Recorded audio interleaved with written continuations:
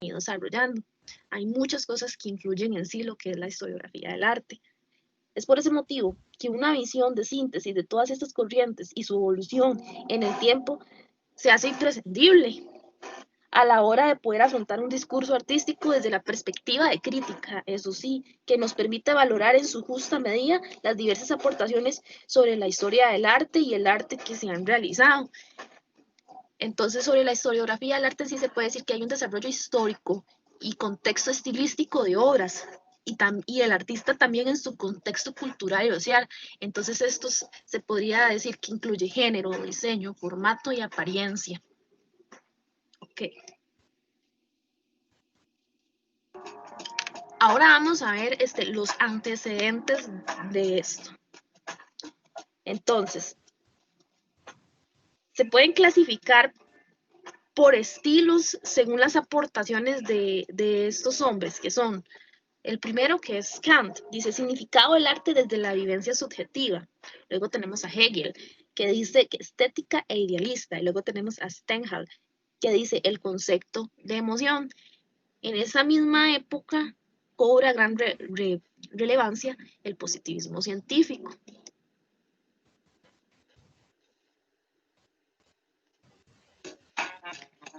A finales del siglo XVIII y a principios del siglo XIX, algunos pensadores propusieron trasladar al campo del método científico.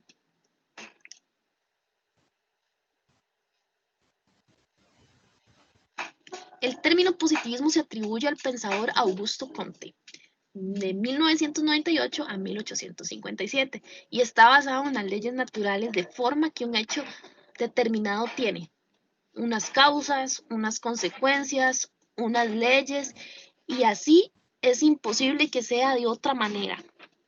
Atenerse solo a lo que se pueda pensar o medir, lo que se puede positivar y verificar. Ahora,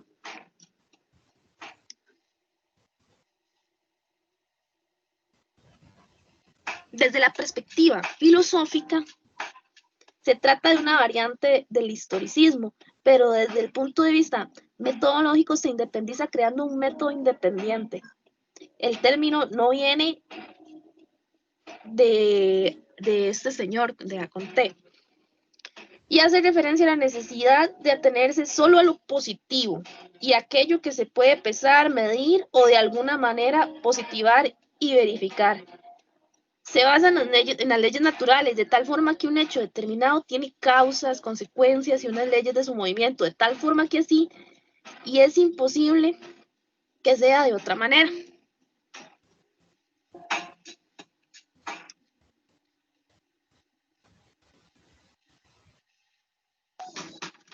Ahora vamos a ver las características. Aquí tenemos a Hipotálamo Taine, de 1928 a 1992.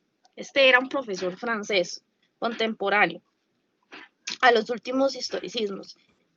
Piensa que los filólogos con su literatura artística se dedican a un coleccionismo de textos, pero que no aportan nada nuevo a las ansias de saber e intelectuales de los hombres. Piensa que la principal finalidad de la historia es buscar explicaciones de los fenómenos que ocurrieron, por qué, cuándo y cómo es el hecho histórico. Taine va a tomar el término estilo de los filólogos, pero le va a poner una nueva interpretación. Según aquellos, estilo era similar a manera y era con lo que una obra se podría atribuir a tal cual escuela o tal cual pintor, pero Taine es mucho más complejo. Estilo es la suma de una serie de notas características donde se funden las peculiaridades de la escuela con las peculiaridades de un país, de una época, o se convierten así estilo en una tendencia social de raíz cultural. Según los filólogos, estilo dependía de una propia voluntad y según Taine depende de la época y la sociedad que lo impulsa. Para explicar el estilo hay que explicar las costumbres y demás condicionamientos sociales en una determinada época, con lo que el método va a abrir el camino al método sociólogo de Husserl. Entonces aquí dice, toma el término estilo, pero le da una nueva interpretación mucho más amplia, como les explicaba. Para explicar el estilo hay que explicar las costumbres y condicionamientos sociales en los que se determina una época con la que este método sociólogo de House.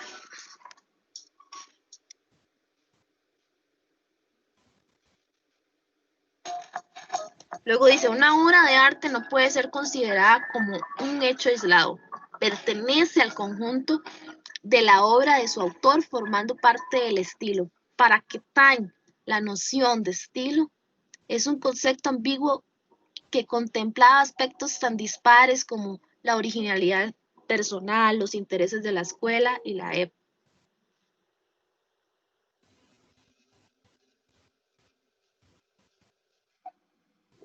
El estudio del individuo, ya sea individual, que es el autor, o colectivo, el espectador, su lengua, sus ideales, sus creencias, su educación, sus hábitos, sus intereses, su raza, etcétera.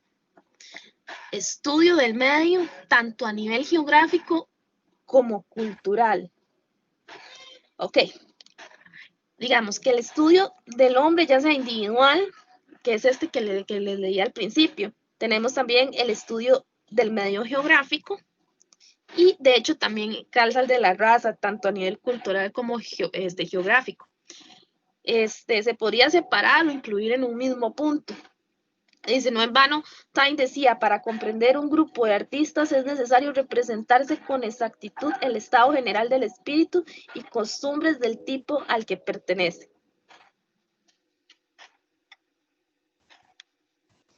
Junto con todo eso, Taine también busca elaborar las leyes a partir de las cuales poder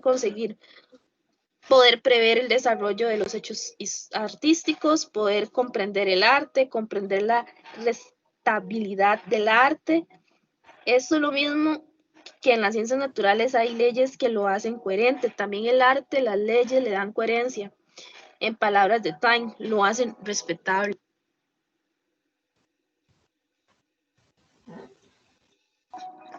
El planteamiento de Taine, lo que les estaba hablando, busca la elaboración de leyes con el objetivo de poder comprender el arte, prever el desarrollo de los hechos artísticos con la inflación de las leyes, asimilamiento de con la ciencia natural.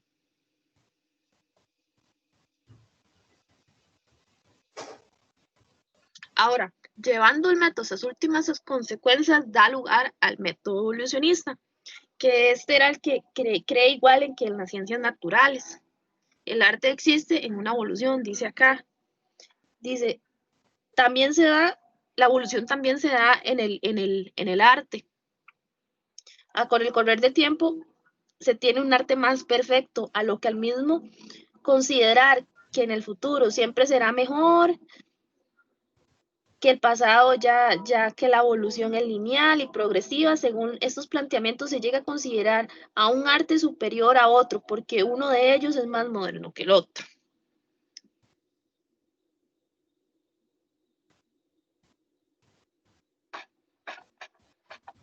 Carencias del método positivista o peligros que pueden haber por ahí. Aquí les voy a enumerar unos, como juicios objetivos o subjetivos, un nuevo estilo artístico mejor que el anterior, como lógico lo que es cronológico, como simultáneo lo que es sucesivo, las características del arte en un país como características generales, esto de creer de que lo nuevo va a ser mejor o siempre va a ser mejor, todas esas cosas como poder ser tan objetivo como tan subjetivo, como dice aquí. Esas son cosas que pueden ser como carencias de en sí.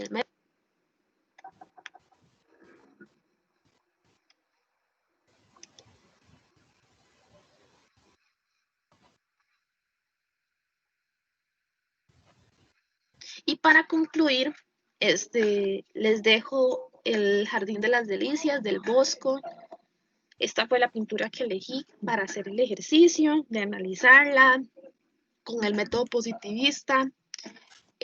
No sé si en realidad haya sido una buena opción, la escogí simplemente porque el Bosco es uno de los artistas que me encantan y esta obra que es de las más conocidas. Entonces, a continuación les voy a dejar un video que se basó en esta obra, y espero que los disfruten y podamos realizar el ejercicio de hacer un análisis con el método positivismo de esta obra. Y esto sería todo. Muchas gracias.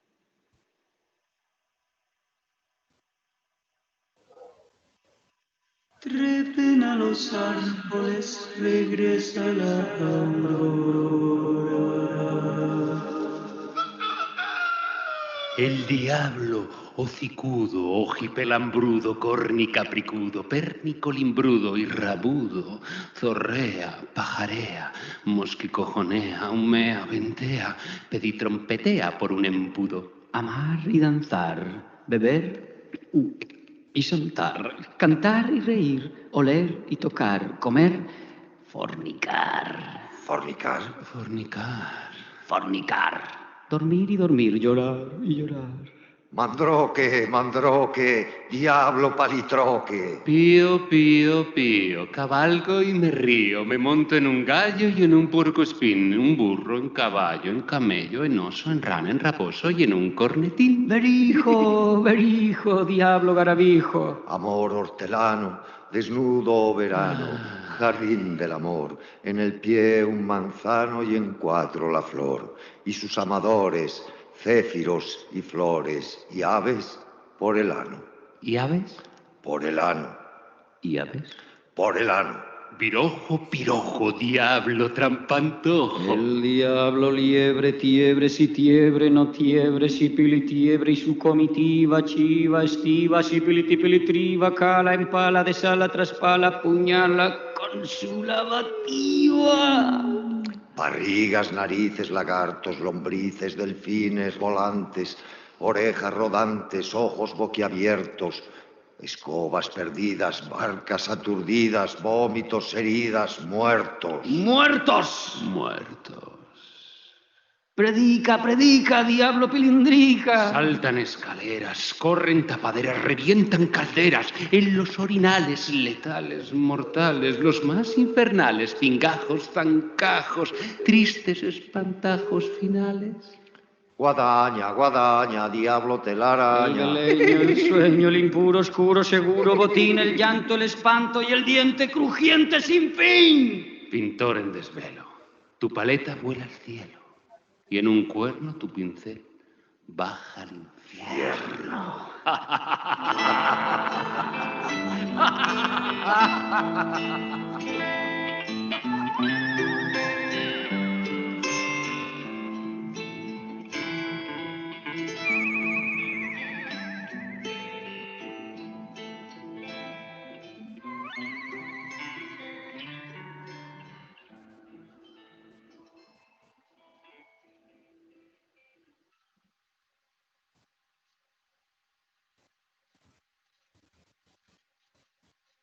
Aquí están las fuentes, poquitas fuentes, y muchas gracias.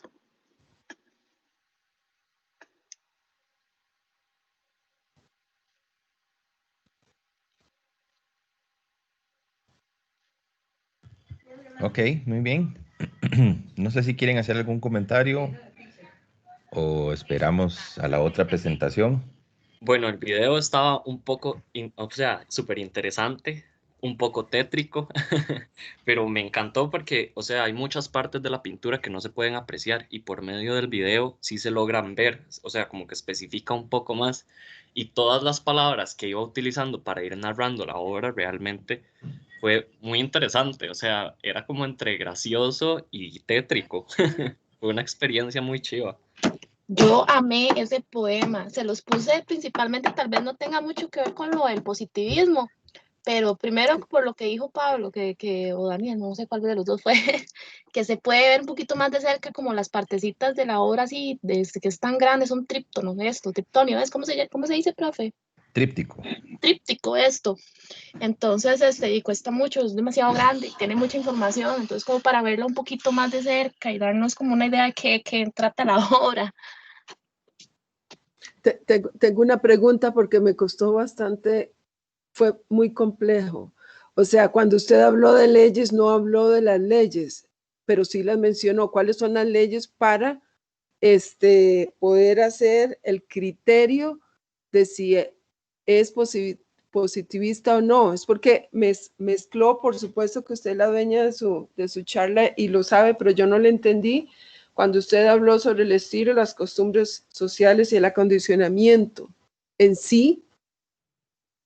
O sea, a lo que se refiere eso es que se toma en cuenta, no específicamente que tiene que ser de tal estilo o de tal o específicamente algo, sino que si usted va a analizarlo, usted analiza el estilo, el género, pero también se toma en cuenta como la posición geográfica, también se va a tomar en cuenta la posición cultural del artista, en dónde está y desde dónde viene, para poder realizar todo el método. A eso es lo que se refiere. Digamos, estoy buscando la lámina para leerla otra vez, a ver exactamente si puedo resolver mejor la pregunta. Estas eran, ¿verdad? La elaboración de Reyes. ¿Ves? Hay que el desarrollo de los hechos artísticos con la aplicación de leyes, asimilándolo con las ciencias naturales, y también le mencioné lo del método científico para poder realizarlo. Es que es bastante complejo, por eso yo puse lo del Jardín de las Delicias como para que lo hagamos entre todos, porque si ustedes notaron, yo no realicé en sí el análisis con el positivismo, porque sí es un poquillo complejillo, porque hasta mete el método científico. Y de hecho yo hice aquí como una representación del método científico, el planteamiento de Time, de lo que les estaba hablando. O sea, callarse, hizo mucha bulla. Voy a volver a compartir pantalla otro momento, profe. Vamos a ver, aquí puse, digamos, un ejemplo de cómo es el método científico, porque en sí no decía como, no lo especificaba en términos de arte, porque no, observar, plantear preguntas, generar una hipótesis. ¿Perdón? ¿Me dijo algo? No. No, está bien, gracias. Sí, entonces, digámosle, es como unir todo eso. No sé si lo habré comprendido yo bien, que el profe me corrija, pero más o menos así lo comprendí yo. Ve, aquí también menciono lo de el estudio del individuo y el estudio del medio, o sea, tanto a nivel geográfico, cultural y político, como la lengua, las creencias, la educación, los hábitos, los intereses. Por eso puse dos ejemplos, así como aquí está el Coliseo de Roma, y por acá una cosa de indios, ¿cómo es que se llaman eso? ¿Ustedes saben? Penacho. Eso, exactamente, es de Penacho. Entonces, así como que todo eso influye a la hora de hacer este tipo de análisis, pero yo siento que siempre lo tira como a lo muy positivo, como como decía ahí, como lo que decía, que entre lo nuevo es mejor que lo viejo, cosa que yo no lo comparto así, pero esto es lo que trae el método positivismo, como decir que siempre lo que venga nuevo va a ser mejor, ya. Entonces dije, es un poco... Okay, gracias. Sí le resolví bien, o no le hice mucho enredo. No, está bien, gracias. A ver, no sé si hay algún otro comentario, alguna otra pregunta.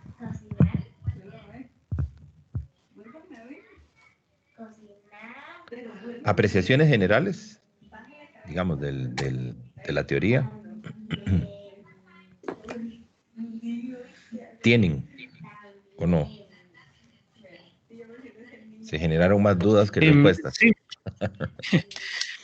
No, sí, al menos como a modo personal es como una forma en la que siempre, digamos, me había acercado al arte, pero ahora ya se le está dando nombre, ya se está clasificando de una forma más técnica.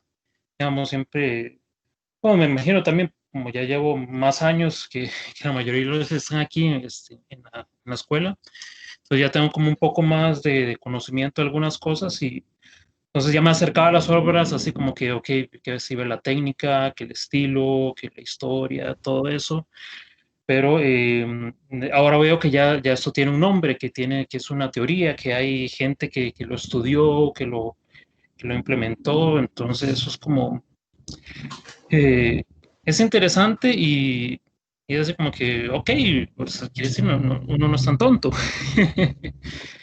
Entonces, por ese lado me pareció súper interesante conocer esos nombres de de estas personas que en la vida las había visto. Igual como comentaba el compañero, ver el video del Jardín de las Delicias fue súper interesante, sobre todo por esos acercamientos, porque hay cualquier cantidad de detalles que por más veces que uno lo haya visto, hay un montón de cosas que en la vida había notado. Entonces, súper genial. Además del poema con la musiquita, eso estuvo excelente. Sí, ahí hay un tema interesante que es lo que está planteando Pablo, y es, digamos, como decir, el conocimiento intuitivo, algo que de repente nos llega, ¿verdad? A través de o lectura o de experiencias o de, no sé, presupuestos que tengamos sobre la forma de hacer arte, leer, reflexionar sobre el arte, etcétera. Y sí, evidentemente puede hacer que tenga nombre, ¿verdad? Que forme parte de una escuela de pensamiento y que, pues, en el fondo, de buena manera, ¿verdad? Sin que Pablo se me moleste, pero un poco como para entender, tal vez por ignorancia, por ingenuidad, ¿verdad? Que de repente uno no sabía, ¿verdad? Que eso que uno pensaba o eso que uno tenía nombre. En realidad es el interés, es la vocación realmente de este tipo de intervenciones y este tipo de investigaciones y de trabajos.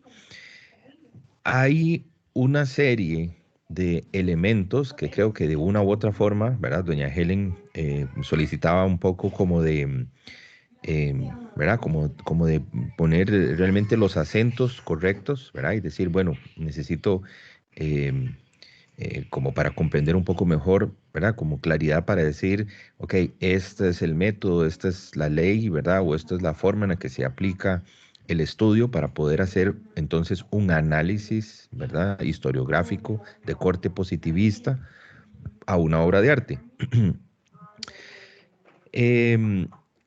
Bueno, Indiana menciona algunos, creo que lo que hay es que es realmente como todos, pero digamos, es bastante complejo en el sentido de que pienso que con lo que podríamos quedarnos es, recuerden que es una ciencia social y justo esta teoría pretende hacer ciencia dura, digamos, yo creo que muchos, digamos, de las teorías que hemos estado analizando, pero algunas pareciera que son como más evidentes que otras en ese interés. En el caso entonces de este método, parte de, de aplicar el método científico prácticamente como en el ámbito, digamos, de la historia natural, ¿verdad? Desde el punto de vista, como ya nos lo dijo Indiana, a partir de la idea de evolución. Eso plantea una serie de digamos, de elementos ricos para el análisis, evidentemente, también creo que hay que asumir y entender que eso también conlleva una serie de posibles vicios, porque aquí lo que pasa es que el burro se pone siempre por delante, ¿verdad? O sea, quien plantea la tesis se va a ubicar siempre, digamos, casi que necesariamente en la parte más alta, digamos, de la pirámide o en el último eslabón, ¿verdad? De una enorme cadena. Entonces es yo, ¿verdad? Como ese ego europeo, ¿verdad? Es como yo a partir de este momento, en este contexto, ¿verdad? Casi como que declaro que estamos entonces en el mayor proceso civilizatorio y empiezo a analizar para atrás. Eso ustedes implicarán que conlleva un vicio, ¿verdad? Porque al final nunca se ha hecho mejor arte que el que hacemos nosotros, ¿verdad? Nunca se ha hecho mejor trabajo con mejor técnica que la que hacemos nosotros. Entonces, el análisis a nivel de geografía y a nivel histórico siempre va a ser para atrás, digamos, siempre va a ser que vienen detrás mío. Ustedes ya más o menos, no quiero profundizar mucho en esto, pero creo que pueden intuir, ¿verdad? Aquí hay un vicio, ¿verdad? Hay un exceso que eventualmente sí me vuelvo un poco miope, ¿verdad? Y no puedo, pierdo, pienso, la capacidad de mirar otra cultura o otro arte diferente al que genera mi, ¿verdad? Al que produce mi generación. Y más que verlo como un otro cultural, lo veo como alguien que está varios escalones debajo de un proceso, digamos, de civilización. Eso conlleva un problema, digamos. Em, Aún así, Sí, es muy de alguna manera, exactamente. Sí, sí, racista y podemos empezar a agregarle un montón de, de calificativos más, algunos de repente más pesados, pero sí, sí, evidentemente muy racista. Aún así, esa idea de generar una linealidad y tratar de armar, ¿verdad? Una historia del arte, para el caso que nos ocupa, que tiene que ver también con una idea de progreso, Indiana nos lo decía, ¿verdad? Hay como una tendencia a analizar y a ver, ¿verdad? Como si fuera una ecuación matemática de que el futuro, ¿verdad? Lo que venga siempre va a ser mejor que lo que está y evidentemente de lo que fue. Ahí, ese es un tema tremendamente, eh, em, eso es, vamos a ver cómo lo digo, eso es tener fe en el progreso. Entonces vean que lo que tenemos es una máquina social que lo que está es trabajando, considerando la ciencia como lo más alto, digamos, es lo más importante y lo que nos va a salvar, digamos, desde el punto de vista de civilización.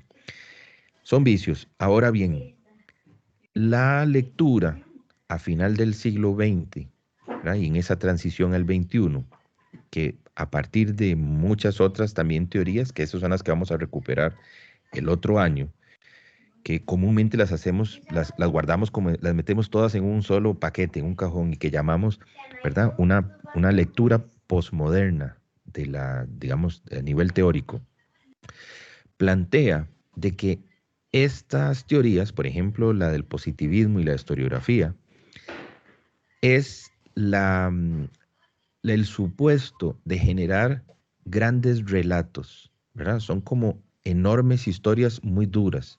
Recuerden lo que hablábamos de Gombrich en algún momento atrás, que aunque Gombrich se está adelantando muchísimo, digamos, a este tipo de pensamiento, pero no sé si recuerdan que él planteaba, y es lo que decía en su texto célebre, ¿verdad? Esta historia del arte, que lo que decía era, en realidad no es una historia, porque cuando decimos historia la pensamos como en mayúscula, ¿verdad? Como en letras doradas, estampado así, sino que él dice, ay, ahí se activó un micrófono.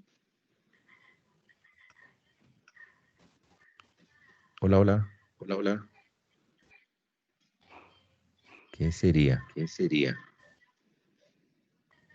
Voy a tratar de ponerlos algunos en modo.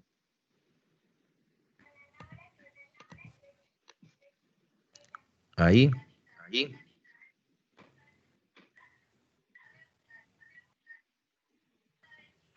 Qué raro. Bueno, a mí me pasó hace un rato que fue que se abrió otra clase, eso no fue la palabra, entonces tuve que cerrar uno para que tenía ese eco, raro. ¿Usted lo está escuchando también, el eco?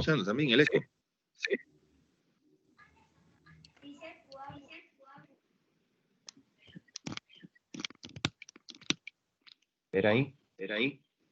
Uy, no, es que vienen. Hola, hola. No. Es que lo que me había pasado es que se me abrieron dos Teams, no sé por qué.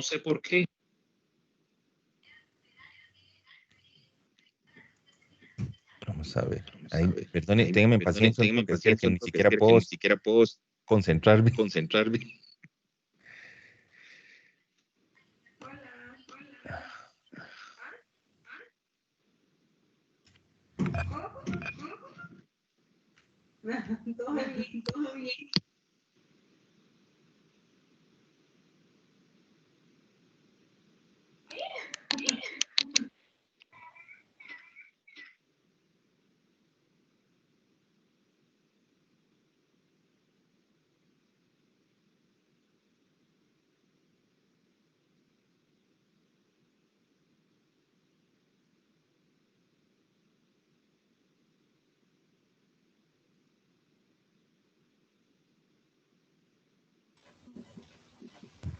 Ahí me están Ahí escuchando. me están escuchando. Uy, no. Uy, no. Yo sí lo escucho Sí, pero bien. con eco. Con eco. Con eco. Con eco. Sí, con el Sí, eco. con el eco. Sí, todo el Sí, resto. todo el resto. Sí. Qué loco, a mí no me suena el eco.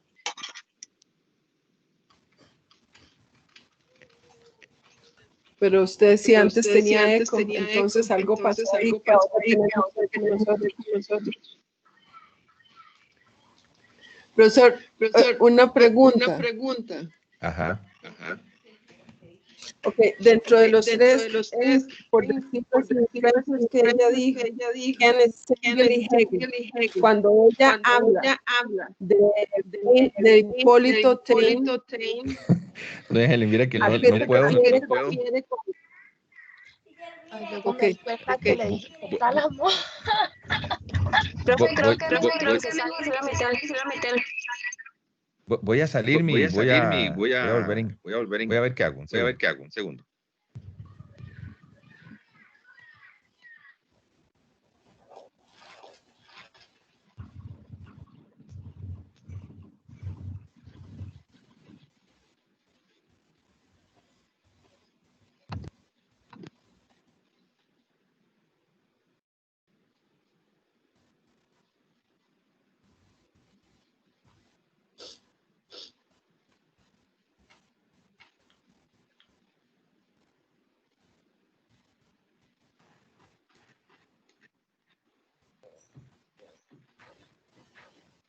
Hola, buenos días.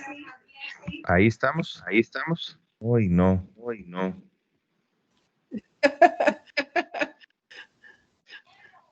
Qué torta. ¿Qué se habrá ¿Qué desconfigurado? desconfigurado?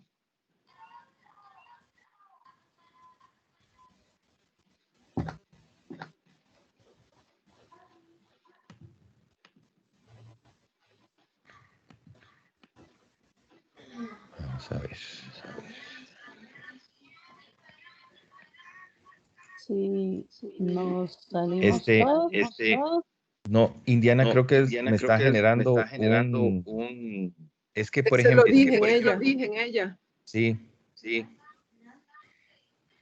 Indiana sí me escucha. Indiana, ¿sí me escucha?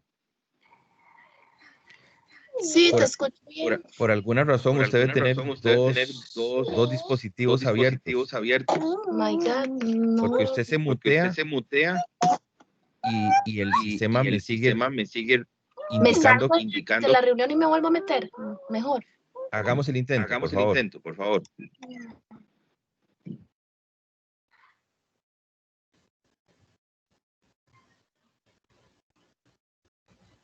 Vamos a ver. ¿Me escuchan? Sí, creo que era Ah, eso, Sí, profe. señor. sí. Sí, Ahí ahora está. sí ya se oye bien. Sí, es que Sí, por ella alguna era el razón, original. sí, estaba, digamos, sí estaba muteada, o sea, tenía el microfonito cancelado, pero el sistema, digamos, cuando ustedes hablan, por decirlo de alguna manera, su iconito parpadea. Y ella estaba en silencio, pero el iconito seguía parpadeando. Y era yo donde estaba hablando, entonces registraba sonido y seguía capturando el. Entonces, claro, hace un retorno. Entonces, yo mismo me escucho como con un retraso. Entonces, cuesta concentrarse. Esa era como tener la conciencia ahí activada. Esto no me estaba dejando en paz. Ok, vamos a ver. Ahí viene. ¿Sí nos escucha, Indiana? Sí, los escucho. Ok. Sí, era eso. Ah, Algo estaba generando. ok. Nada más para terminar la idea, ya les doy la palabra nuevamente. Entonces, en esa transición entre el siglo XX, digamos hacia el XXI, se elaboran estas otras teorías que digamos, las empacamos todas en un solo cajón, que entonces las hacemos llamar posmodernas, digamos, o la teoría de la posmodernidad. una de las, digamos, de las líneas de pensamiento está en que las grandes teorías, las grandes propuestas, digamos, de alguna manera discursivas, la misma, digamos, el mismo planteamiento es que no existen, o al menos que no deberían de existir. Entonces, por lo tanto, lo que se procura es tratar de particularizar, digamos, a tal nivel o a una profundidad, digamos, bastante fuerte, la idea de que todos los discursos, incluso los más pequeños, son válidos y no hay que propiciar, digamos, como grandes teorías o grandes discursos. Les decía, en el caso de Gombrich, un poco de verdad saliéndome como del contexto, pero la lectura de él, recuerden, era cuando escribe su historia del arte, él lo que plantea es, en realidad es un relato, es mi forma de contarles cómo veo yo la historia, pero esta no es la historia, digamos, de alguna manera, él mismo, digámoslo así, de una manera autocrítica, voy a decirlo de una forma muy coloquial, digamos, se serrucha el piso él mismo, y entonces él lo que plantea es como, no, esta no es la verdad absoluta, es mi verdad, y eso es tremendamente posmoderno, ¿verdad? De llegar a la conclusión de que no hay una teoría fuerte, no hay una teoría dura, sino que es una lectura a partir de mis análisis. Eso, vamos a ver, dio una serie de críticas muy fuertes hacia teorías del pasado y esta que nos presentó Indiana hoy, de la historiografía positivista, es tal vez una de las más afectadas. Se sostiene la idea de que, bueno, en ciencias sociales no se hace ciencia en el estricto sentido de la palabra, sino que es una reflexión crítica. Entonces, suponer tan solo tener un método que se pueda aplicar como si estuviéramos haciendo una ecuación matemática o si estuviéramos haciendo un ejercicio, digamos, de química en el laboratorio, lo que se dice es con historia eso no funciona. Entonces, realmente se descarta.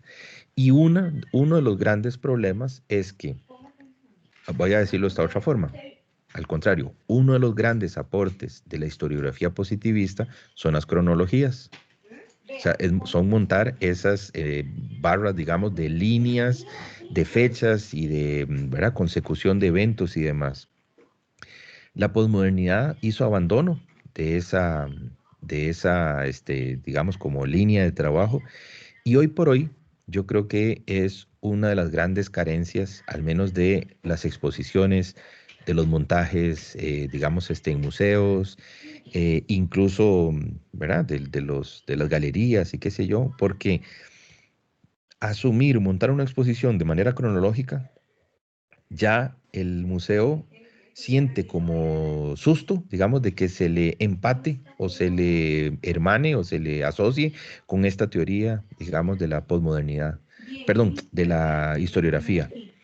Entonces, ha habido una tendencia en los últimos, tal vez como 30 o un poco más de años, de un abandono paulatino a la cronología. Y es súper importante, digamos, la cronología es tremendamente importante. Lo que hay que hacer es, bueno, no caer de manera tendenciosa a suponer esta idea, digamos, de progreso, ¿verdad? Que incluso la misma Indiana nos dijo, yo no estoy muy segura de que realmente todo lo que esté pasando para después siempre va a ser mejor de lo que estaba. No, no siempre es así, lo cual yo también creo que es algo que hay que, o sea, uno de los elementos que hay que considerar. En realidad ese era el comentario que quería aportar. No sé, me parece que doña Helen quería ampliar un poquito y si no, para darle también el chance a Daniel para que nos No, presente no, profesor, está bien, gracias. Daniel, entonces, cuando guste. Oh, qué nervios, ya es mi turno. Bueno, vamos. Entonces, psicología del arte. Parece que ya está presentando, ¿verdad? ¿O me equivoco? Sí, ahí está, pantalla completa. Ok, perfecto. Bueno, muy buenos días a todos. Mi tema, como pueden ver en el título, es la psicología del arte. Entonces, bueno, yo voy a partir desde el punto en que, bueno, todos somos humanos, ¿verdad? Y como humanos poseemos un cerebro. Este cerebro va a tener dos hemisferios que van a cumplir funciones diferentes, pero se podría decir que nuestro cerebro funciona como una especie de Lego, ¿verdad? Entonces, él va rejuntando información que podrá apreciar hasta el final. Cuando ya tenga un producto más claro, entonces así lo va a reflejar al final y lo va a hacer como uno solo, dándole un sentido. Y es a través de los sentidos que adquirimos conciencia del mundo que nos rodea.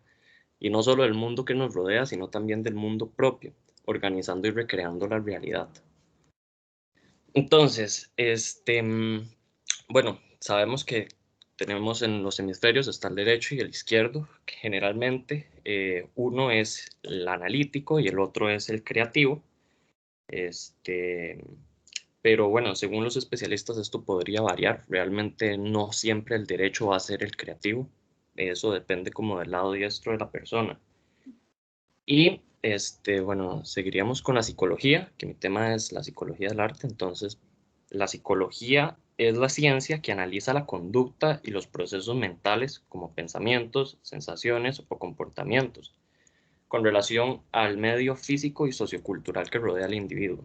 Aquí podemos ver varias ramas de la psicología general, experimental, biológica, evolutiva, social, de la personalidad, aprendizaje diferencial, cultural, etcétera, ¿verdad? Entonces, vamos a hablar del arte como tal. El arte viene de una expresión helénica, artao, que significa aquello que debe ser juntado, pues unifica diferentes materiales y elementos para crear una obra final, y también reúne al ser humano con el todo, pues el arte unifica al creador de su obra consigo mismo y con el resto del mundo. Entonces, el arte podríamos decir que es una forma de expresión con una historia y un momento específico en la sociedad, en nuestra cultura, con un nivel político y económico y religioso e institucional, como lo dice la lámina. Entonces, escogí esta imagen, me pareció muy bonita porque aquí podemos ver cómo realmente el cerebro puede ver la imagen de un rostro por medio del árbol, podemos ver un cerebro y así, pero realmente lo que estamos viendo son nubes y un tronco seco. Entonces, me llama mucho la atención cómo el cerebro le da varias interpretaciones a una sola imagen, realmente. Entonces, unifica diferentes materiales, el arte unifica su obra. Bueno, el arte sabemos que es algo que viene un poco intuitivo, porque sabemos que desde las cavernas del arte rupestre hemos expresado lo que vivimos. Ellos lo que vivían en su entorno eran muchos animales, entonces tenían un dominio muy interesante de ellos mismos. Y es algo que se da, queramos o no queramos. O sea, todos los humanos tenemos la capacidad de crear arte como expresión. Tal vez algunos dirán, no puedo crear un arte bello, pero el arte no solamente está ahí para decorar, sino también para expresar, que es lo que mucha gente olvida con el pasar del tiempo, ¿verdad?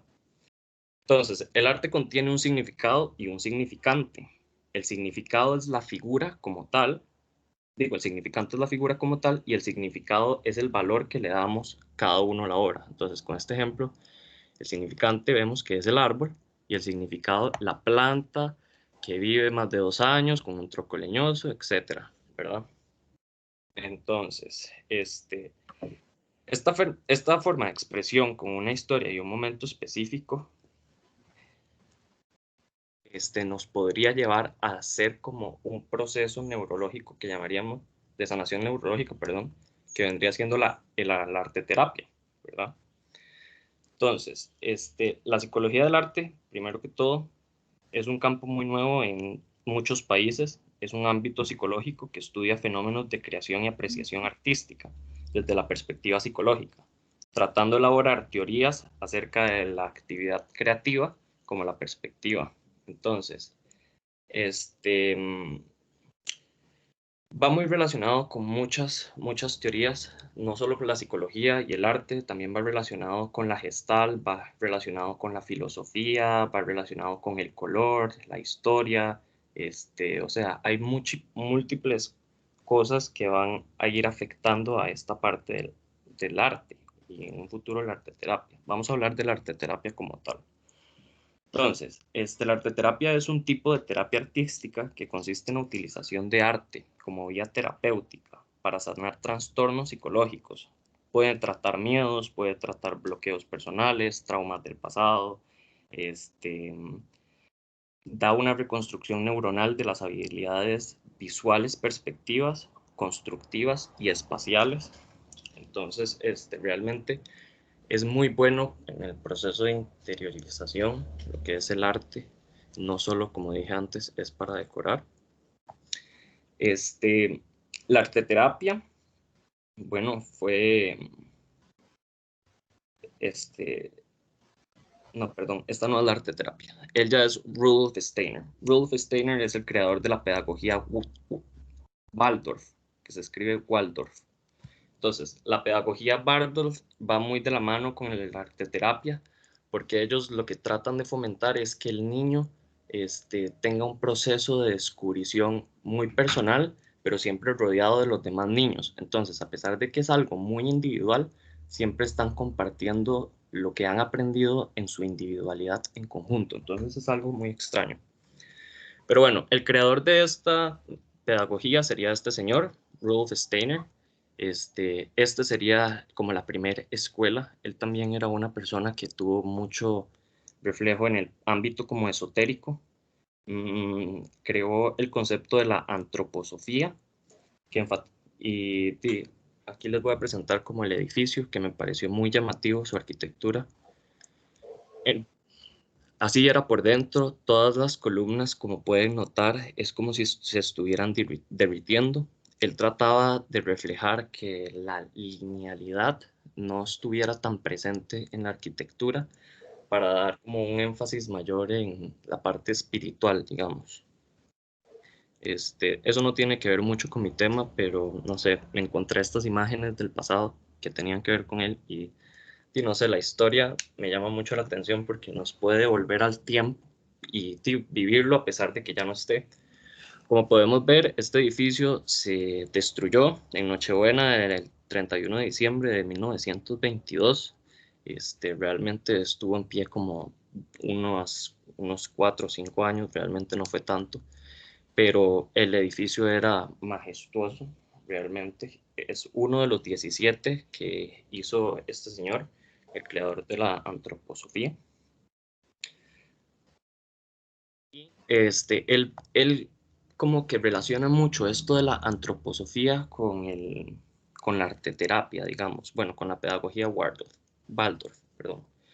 Entonces, como que los pilares principales serían estos que vemos por acá: la intuición, la inspiración y la imaginación. Entonces, él lo mezcla como para un mejor desarrollo del niño en el proceso cognitivo. Entonces, a ver. Bueno, les voy a explicar un poco de este método. Este método estuve viendo que, bueno, como acabo de mencionar, es muy nuevo, ¿verdad? Entonces, el tema de Waldorf, como que está basado en fundamentos similares a la arteterapia, que ya lo había mencionado. Inicia en Alemania a principios del siglo XX y enfatizan áreas como escritura, música, pintura para el desarrollo de los sentidos, el cual repercute directamente en el buen desarrollo del sistema cognitivo, que ahorita más adelante en una lámina les muestro más o menos cómo funciona. Muchas de las escuelas trabajan con el método de enfoque. Entonces, digamos, cada cierto tiempo esto va variando, pero todos los días vamos a iniciar con una materia. Pongamos de ejemplo matemáticas. Entonces, todos los días vamos a iniciar con matemáticas por 3 semanas. Vamos a llevar 2 horas de matemáticas a diario estas 3 semanas. Entonces, eso nos va a dar como el tiempo para poder enfocarnos en las tareas o a aprender el conocimiento, etcétera, a tener más prácticas y así en ese tema. Entonces, ayuda mucho en la parte de la concentración. Algo que también me gusta mucho de este método es que, bueno, no solo es intensivo, sino que, como mencioné antes, apoya mucho las artes. Entonces, al final de la clase, o sea, del día, les dan 2 horas de taller, que, bueno, el taller es como un aula abierta en la que se experimentan diferentes cosas y digamos a ellos los pueden poner a experimentar con diferentes materiales, depende de la edad, pero podríamos empezar desde pintura, barro y terminar con piedra y tallado de madera, digamos. Pero es un proceso, ellos van adquiriendo conocimiento desde niños, empiezan a jugar con estos materiales desde niños para poder tener más control sobre estos materiales y ya cuando son grandes poder experimentar con estos. Entonces, no sé, me pareció que es como un método muy interesante. Y bueno, digamos, el profesor va a explicar en la pared, digamos. Bueno, aquí podemos ver que puede tratar como los trastornos y así, pero bueno, el profesor explica, ¿verdad? Entonces, todos le vamos a prestar atención al profesor, no vamos a tomar apuntes para lograr captar lo que él dice. Y al final de la clase, el profe va a hacer como una especie de resumen importante. En este resumen importante, los estudiantes van a realizar como una especie de cuaderno de texto o algo así, un resumen personalizado. Entonces, ellos van a estudiar por medio de este resumen que ellos mismos hicieron. Entonces, en este libro de textos ellos van a poner lo que entendieron, el resumen del profesor, tratar de explicarse ellos mismos y al día siguiente le entregan este cuaderno al profesor y él corrobora que lo que está escrito ahí, tía, sea verdadero o sea como el mensaje que él quiso transmitir durante la clase. Entonces, este proceso es muy interesante porque no es como normalmente nos enseñan, ¿verdad? Que está el profesor en clases ahí hablando y hablando y hablando y uno nada más está anotando y no puede ni leer qué es lo que está anotando porque va tan rápido que solo da tiempo de copiar, digamos. Entonces, después uno tiene que llegar a casa y tratar de entender, pero como no entendí en clase, muy probablemente no voy a entender tampoco en clase, digo en casa. Entonces mi mamá va a llegar y me va a tratar de explicar a lo que ella pudo, pero tanto como ella como yo no entendimos en la clase, ella porque no estuvo y yo porque estaba anotando.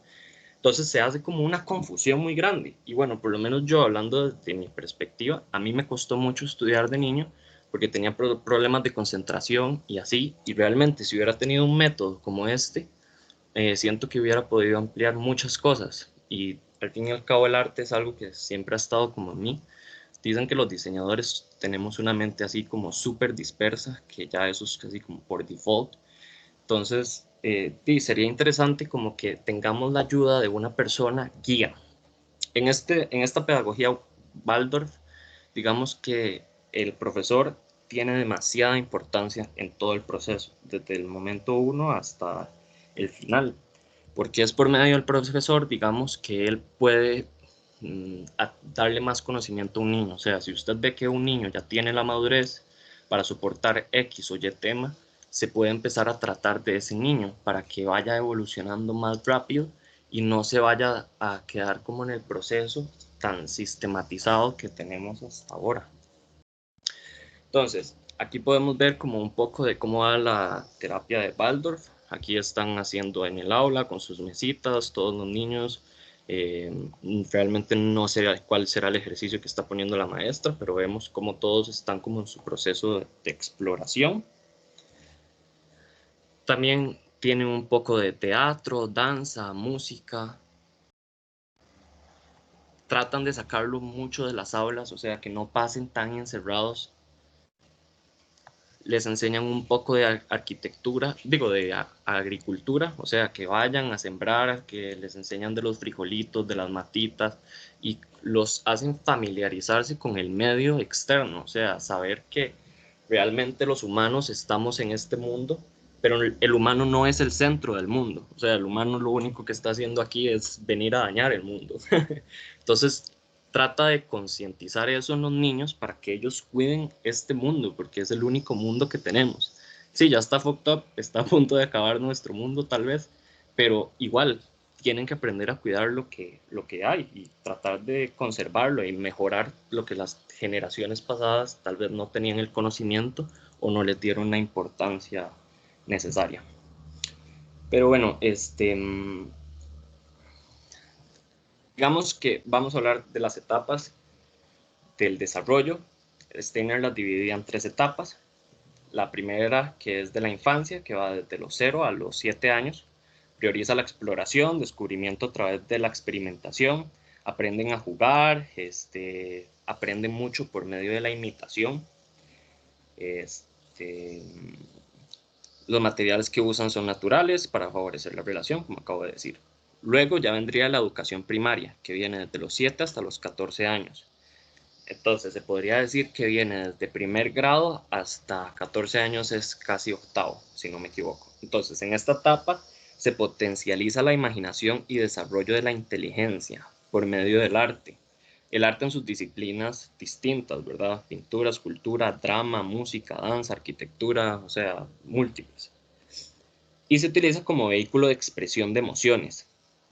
También da conocimientos que van adquiriendo con el paso del tiempo, y en esta etapa se empieza a trabajar conocimientos académicos curriculares, iniciando en la lectoescritura como más profundamente.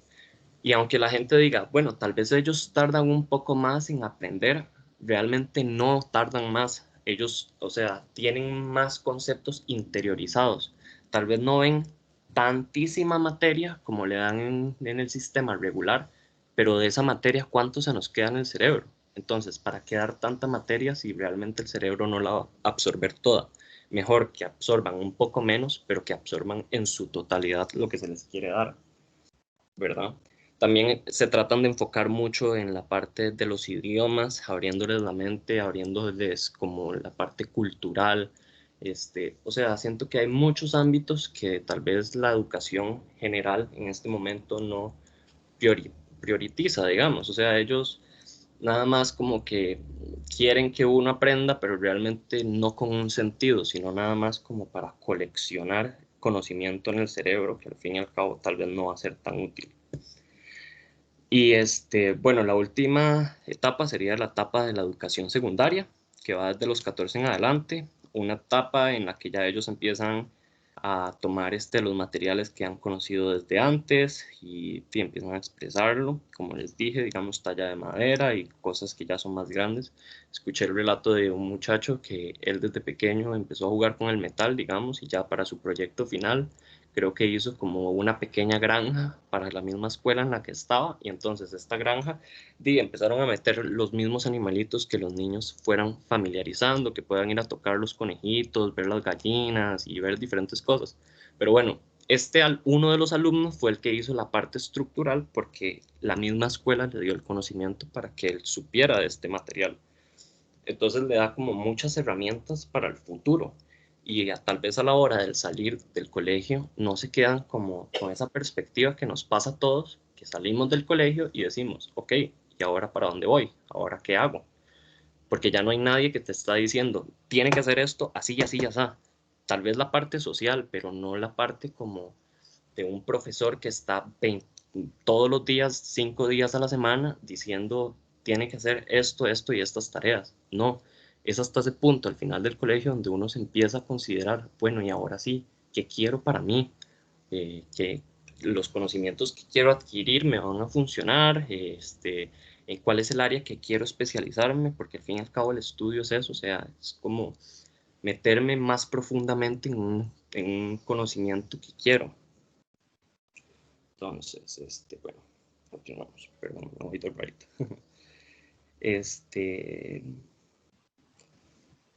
Bueno, como les dije, el maestro tiene un rol súper importante porque observa y guía al niño desde el principio en sus habilidades, sus funciones. Digamos, aquí el Colegio Franco costarricense tiene algo muy chiva que cuando llegan como a 9º grado ya ellos los van orientando y les dicen, ok, vea, usted es una persona que le va muy bien en la parte de ciencias, usted es una persona que le va muy bien en la parte de letras. Entonces, le hacen como una serie de estudios.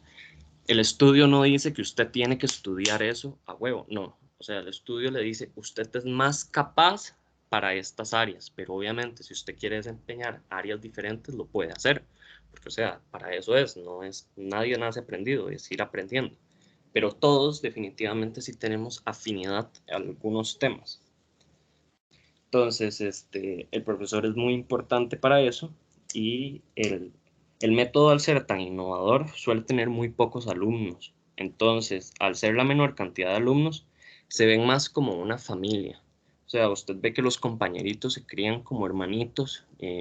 Si un compañerito, no sé, se le están divorciando los papás y usted ve al compañerito todo achicopalado, probablemente la maestra al principio del día les va a decir como, bueno chicos, tenemos un alumno que está pasando por una mala situación, los papás, no sé, se están divorciando, es un proceso natural, y no sé, le tratan como de dar apoyo entre todos, emocional y psicológico, que siempre repercute. O sea, la parte emocional es una de las más importantes, pero al mismo tiempo es una de las que más olvidamos.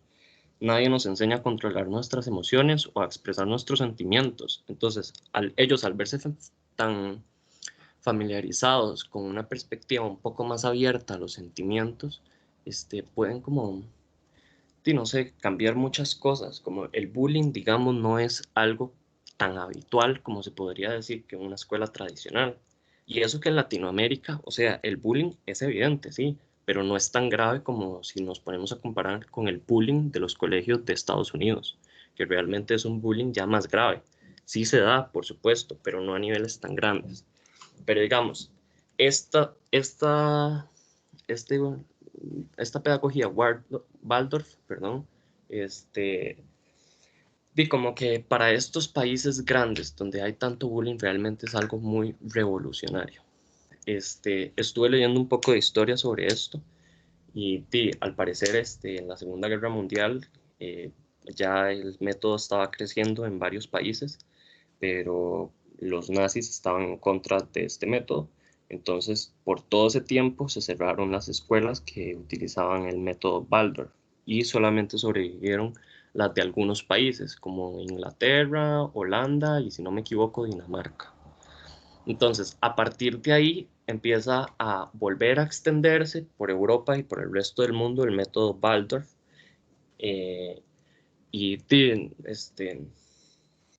como que hay mucho conocimiento en inglés, digamos, pero para en español no ha habido tanta traducción y me imagino que es por esta cuestión histórica, que por un tiempo se dejó como de reproducir esta pedagogía que realmente es tan fructífera para todos los niños, ¿verdad?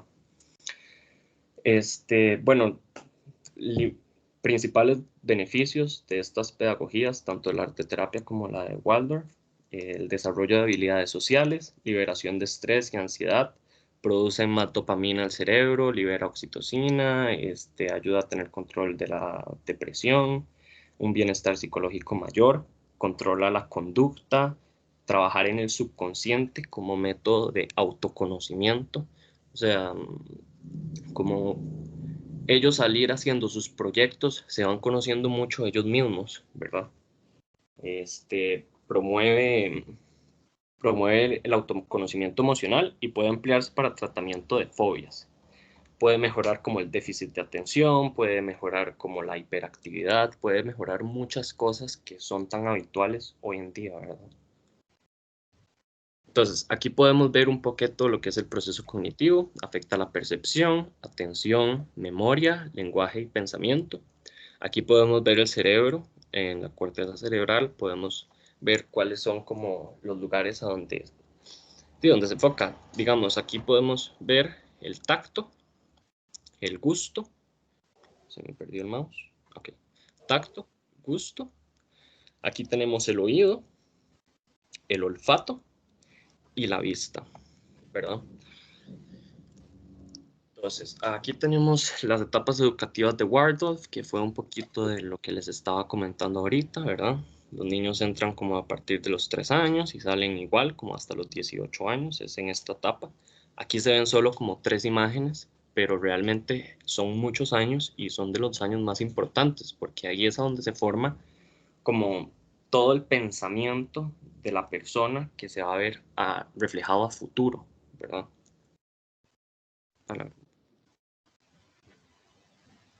Algo me pasó aquí.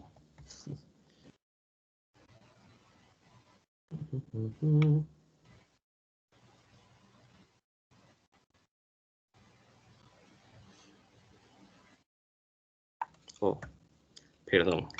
Esa era la última presentación y estaba hasta el principio.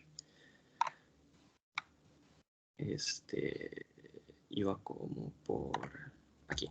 Okay.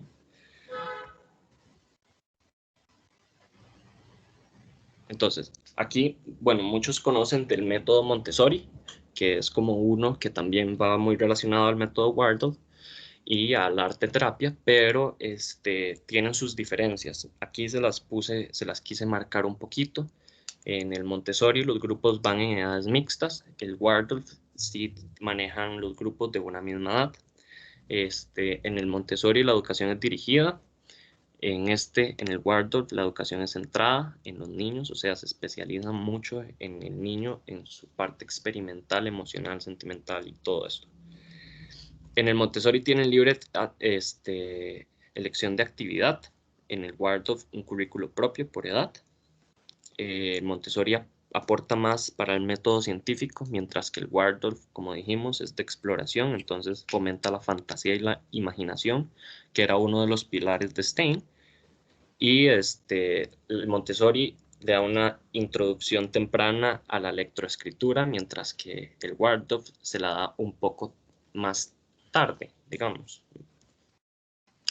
Entonces, el arte, ¿verdad?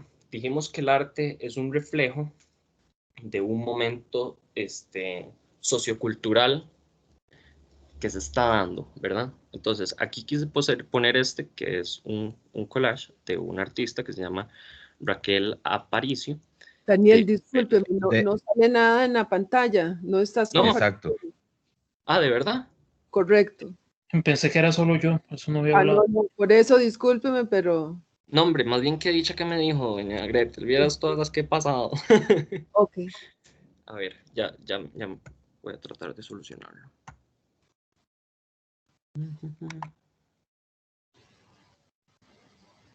Si los estoy aburriendo o algo así, ustedes me dicen y yo me voy más rápido. Es que a veces me voy mucho de rápido. ¿Te en la 21? Sí, si no me equivoco. Entonces, ¿ya ahí les estoy compartiendo otra vez? Correcto. Ok, bueno, ahí estábamos hablando de los niños, que ya eso ya lo pasé. Aquí tenemos la parte que les estaba explicando del proceso cognitivo. Esto es como más que todo lo que afecta al proceso cognitivo y aquí como las partes del cerebro que afectan como el gusto, tacto, vista, oído, olfato y diferentes cosas. Bueno, voy a cambiar la lámina, si ya lo pudieron apreciar. Aquí les decía que son las etapas educativas de Waldorf, que son estas, pero como dije antes, realmente, o sea, parece ser poco, pero es el principio de la vida en donde se marca la mayoría de cosas, ¿verdad? Aquí era donde les estaba explicando lo de Montessori y Waldorf, que hay una cierta diferencia entre ambos, pero siguen teniendo mucho en conjunto. Aquí estará la imagen que les estaba mencionando como el nivel cultural que va marcando en la historia, ¿verdad? Entonces, el plástico definitivamente nos está matando, que es algo que se les da a los niños, como les mencioné antes en Waldorf, que se exploren el mundo externo, ¿verdad?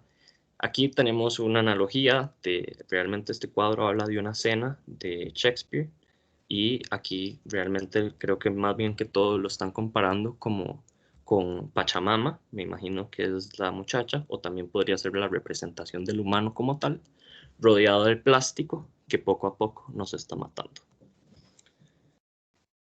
Esta que también me gustó, se las quise agregar porque volvemos a lo mismo, es algo que está pasando, el coronavirus es algo que nos tiene a todos de rodillas. Este año ha sido un año que, bueno, se pasó muy rápido y tuvimos mucho conocimiento y todo, pero realmente, o sea, es como pasamos encerrados en las casas y el conocimiento que adquirimos fue por medio de la tecnología. Si la tecnología no estuviera presente en este momento, probablemente estaríamos viendo, qué sé yo, a la pared. Pero entonces hay que saber mezclar la tecnología con el aprendizaje para que no se vuelva la tecnología un todo, que realmente lo que hace es como a pacificar el cerebro y no hacerlo interactuar por sí solo, llegando a conclusiones por él mismo. Aquí podemos ver como, bueno, los enfermeros, su labor que han hecho tan grande, ¿verdad? Por todas las personas en los hospitales. Y aquí un beso en tiempos de COVID, ¿verdad? El contacto humano, tanta falta que hace. Y lo podemos ver con una escultura que es muy famosa aquí en Costa Rica, La Chola, costado sur del Banco Central. Esto fue una fotografía tomada por una amiga. También refleja mucho esto, el cubrebocas, uno de los cubrebocas más utilizados, los que son desechables. La cantidad de cubrebocas que se han encontrado en los mares realmente da más tristeza porque, o sea, es como si todo el conocimiento anterior de que ya el mundo está pasando cosas graves no importara.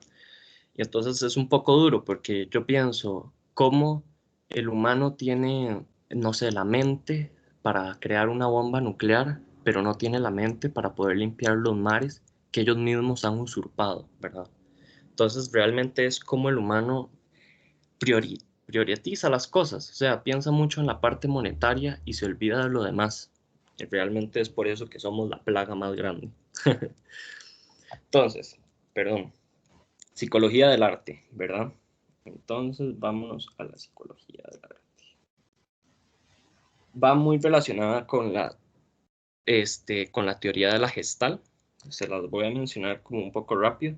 Es una corriente psicológica moderna que trata cómo las personas perciben de diferentes maneras elementos y los organiza de modos distintos. También surge en Alemania a principios del siglo XX y cuyos exponentes fueron Max Webermann, Wolfgang Kohler, Kurt Kofka y Kurt Lewin. No sé, la verdad. Bueno, entonces, vamos a hablar de la Gestalt un poquito. La suma, el todo es más que la suma de todas las partes, ¿verdad? Entonces, aquí podemos ver un pez que está conformado por múltiples peces. Entonces, aunque nos pusiéramos a contar pez por pez, realmente nos faltaría uno, que sería el pez que lo envuelve, ¿verdad?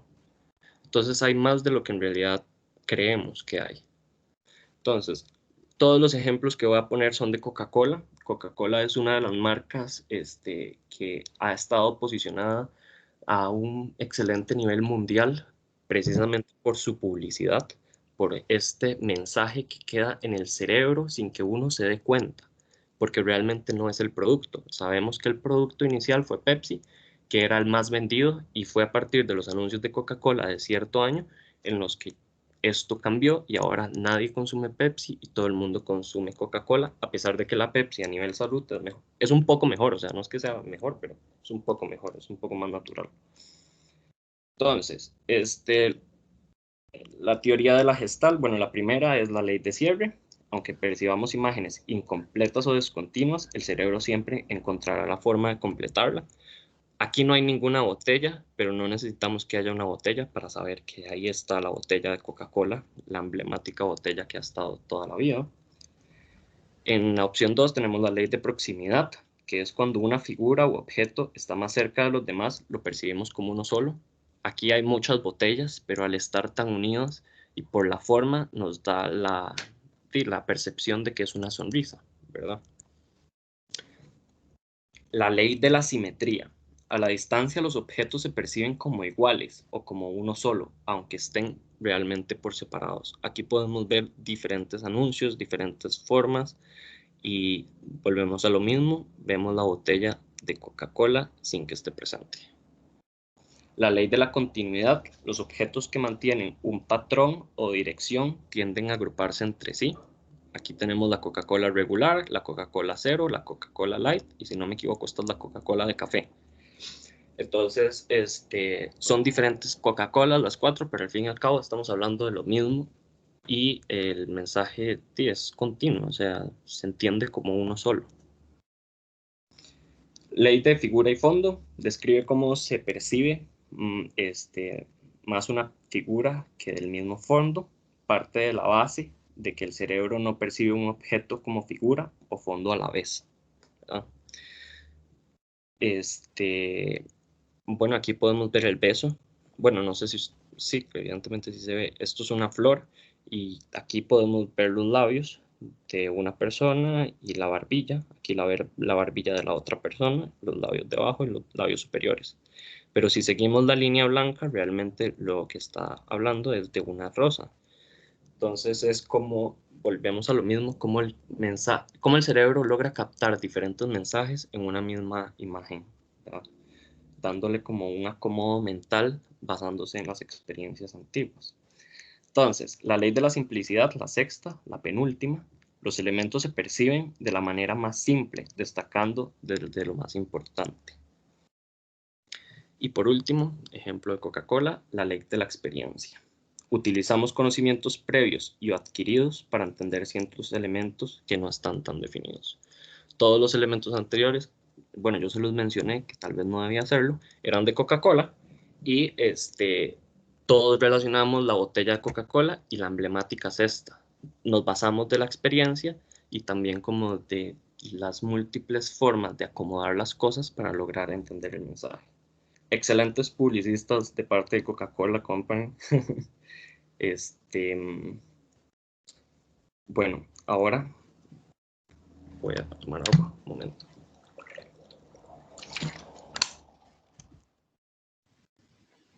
Evidentemente la psicología tiene que ver mucho con el color, porque los colores reflejan como un significado. Ahí les quise poner algunos en esa rueda como cromática aproximadamente. Blanco está muy asociado con la pureza, inocencia, paz, limpieza, virtud.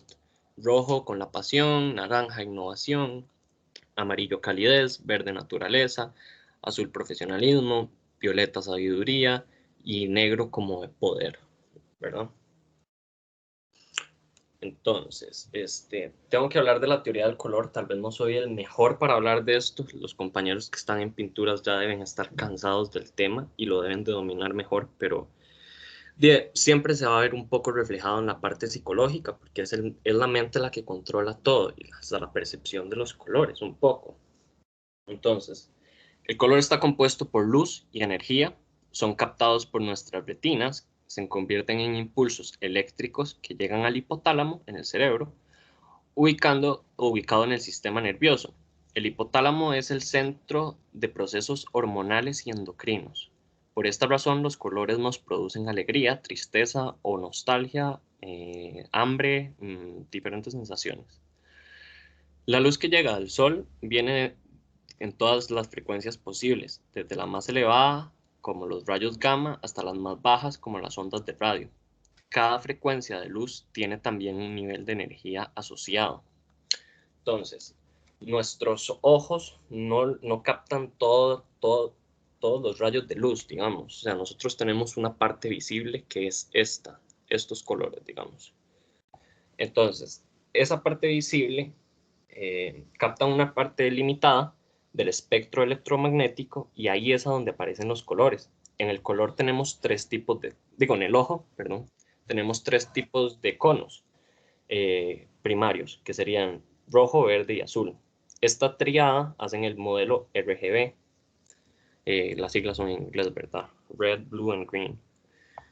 Entonces, aquí podemos ver algunas marcas, como les estaba mencionando, Coca-Cola, siempre relacionado con rojo, que es pasión y hambre, igual que McDonald's. Aquí podemos ver, bueno, las múltiples marcas que tenemos y los procesos con los que van relacionados, perdón. También les quise poner aquí el círculo cromático. Sabemos que está dividido en dos, digamos, en los colores fríos y cálidos. El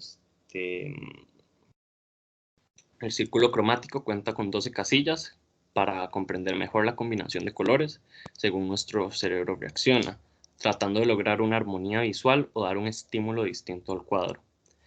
Entonces, aquí les estaba comentando el RGB, ¿verdad?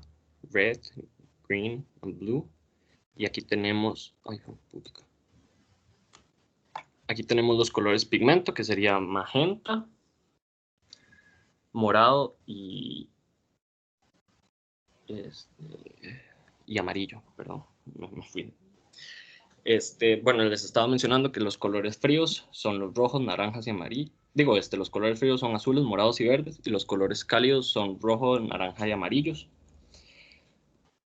Y bueno, monocromático, mono significa uno, cromático significa color. Así se le denomina la combinación de una misma casilla que componen vibraciones en una misma frecuencia. O sea, como digamos, el azul podría ser azul marino, azul cielo y azul agua. Digamos, todos son azules, pero al mismo tiempo todos son diferentes. y todos van a reflejar cosas diferentes, a pesar de que sea un mismo tono, para decirlo así. Entonces, ya vamos a hablar de los primeros exponentes. Les prometo que ya me falta menos. Ay, se volvió a quedar pegado. ¿Me siguen escuchando? Sí. Sí, sí, aquí estamos. Ok, perfecto. Afirmativo. Entonces, vamos a hablar de los primeros exponentes. Lev Vygotsky, nace en noviembre de 1896 y fallece en junio de 1934. Murió de tuberculosis. Tuvo una muerte muy joven, a sus 34 años de edad, pero pese a que murió tan joven, es uno de los grandes impulsores en muchos temas importantes de la psicología.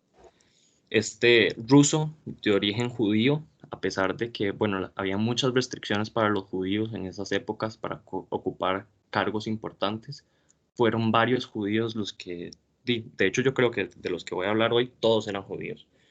Entonces, bueno, nace en Moscú, muere en Moscú a los 34 años y estudió a los 17 años, comienza su estudio en medicina en la Universidad Estatal de Moscú, prosigue con leyes, pedagogía y psicología. Cuando él finalizó de estudiar todas estas áreas, como que se montó un laboratorio de psicología para poner en práctica sus teorías con niños. Uno de los más destacados teóricos de la psicología del desarrollo y de la psicología del arte. También fue fundador de la psicología historiocultural y claro precursor de la neuropsicología soviética. La idea principal de su obra es que el desarrollo de los humanos puede explicarse en términos de interacción social. Esa es la Universidad Estatal de Moscú, de 1917. Una de las frases célebres de Lev Vygotsky. Entonces, yo les voy a hablar un poco de la psicología sociocultural. Define que el aprendizaje de los niños se desarrolla mediante la interacción social. Al relacionarse con los demás, desarrolla su propia personalidad y pensamiento, interiorizando el comportamiento de la estructura social. Podríamos poner como ejemplo, digamos, el aprender a hablar. El aprender a hablar se da como un proceso de imitación, donde copiamos oraciones o frases que escuchamos de nuestros papás, amigos, abuelitos o de la gente con la que nos rodeamos y la empezamos a repetir. Entonces, es un conocimiento que vamos adquiriendo a través de la imitación y la experimentación, se podría decir. Entonces, como el trabajo de los adultos sería reflejar, como predicar con el ejemplo, que llaman comúnmente, ¿verdad? Se Entonces, pixelió. Ok. dime. No, es que se pixelea la imagen, perdóname. Bueno, Lev Vygotsky habla de que hay una zona de desarrollo próximo, y digamos son dos, se dividen en dos, la potencial y la real. Entonces, la potencial es lo que el niño puede hacer con ayuda, con ayuda de alguien más, como digamos su papá, que le mandaron a hacer una tarea de recortes, tijerita o uno.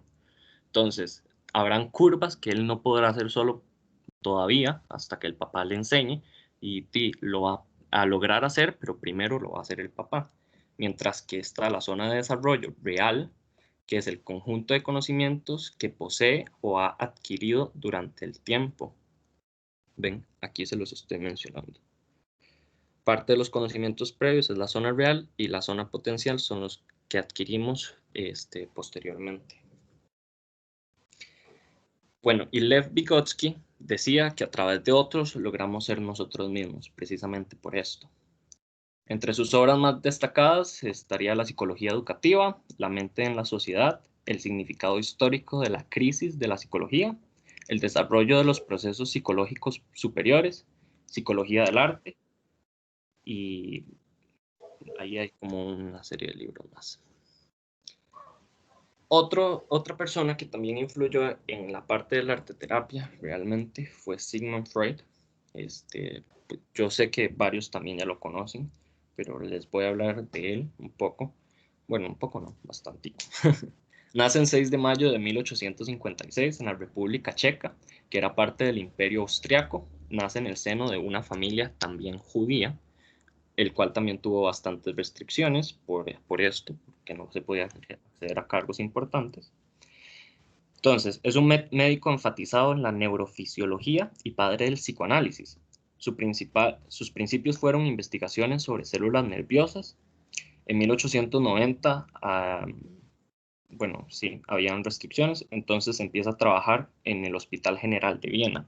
Sus conocimientos en neurología, le abre puertas para trabajar en la clínica nombrada del doctor Theodor Maynard. Este es el doctor Theodor Maynard. Y este es el Hospital General de Viena, donde Sigmund Freud empieza a trabajar. Entonces, en este hospital del doctor Theodor Maynard, Freud empieza a tratar enfermedades del sistema nervioso, descubriendo que las palabras son puertas para el subconsciente, y ahí empieza a tratar malestares de los pacientes. Entonces, entre más profundizaba en la psiquis del paciente, más se acercaba al origen de los problemas, o sea, a la raíz del problema como tal, donde Freud reinterpretaba por medio de los comentarios de los pacientes, partiendo desde una hipótesis, donde dice que todo lo que el niño vive le va a dejar una marca para futuro, que o sea, esa marca va a quedar como grabada en el subconsciente y se reflejará a futuro en las conductas adultas.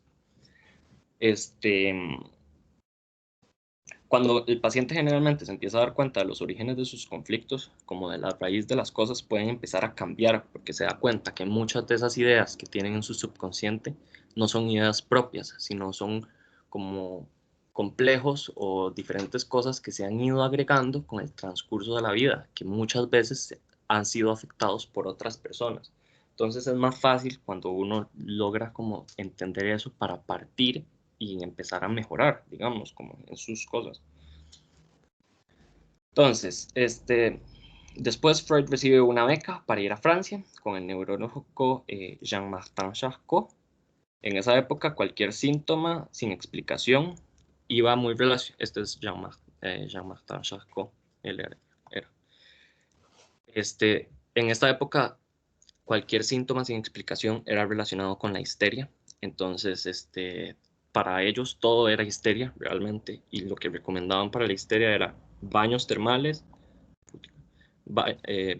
masajes, la electroterapia, reposo o cosas así que realmente no iban a sanar los problemas de raíz. O sea, te harán sentir mejor, sí, te podrá desconectar el baño termal o los masajes, pero eso no te va a hacer cambiar la realidad que tenés que cambiar, ¿verdad? Entonces, después de que Freud vuelve de París, bueno, primero, antes de eso, con Charcot descubre que la neurosis es provocada por un trastorno de personalidad, no del sistema nervioso. Entonces, surgiendo desde conflictos o situaciones no resueltas que se manifiestan en la conducta. Después de París se devuelve a Viena, y ahí con el doctor José Brauer, él, no sé cómo se dice, dice que trata a una paciente, que es ella, Ana O, así se le llama, realmente ese no era el nombre de la muchacha. Y esta paciente, la tratan por medio de la hipnosis, la trató el doctor Joseph por medio de la hipnosis y le comentó eso a Freud. Entonces, esta muchacha sufría de parálisis en las extremidades, o sea, brazos y piernas, una tos constante, una mala vista perpetua, y cuando uno le hablaba, ella realmente no entendía. Era como si estuviera endemoniada, algo así, o sea, estaba en otro mundo. Entonces, Freud la empieza a tratar, dejándola que ella cuente sobre sus experiencias. Ella le empieza a contar sobre sueños recurridos que ha tenido, recuerdos de la infancia, fantasías que tiene en el subconsciente, cosas que ha soñado, diferentes cosas. Y es ahí donde empieza como el proceso de curación de Ana O, digamos. Y ahí Freud como que empieza a practicar muchas cosas, digamos, sí. Entonces, aquí les puse una foto me pareció muy interesante. Ese es el diván de Freud. Sabemos que, bueno, esto del diván empieza a surgir gracias a él, por el psicoanálisis. No, perdón, desde antes del psicoanálisis él trabajaba con esto.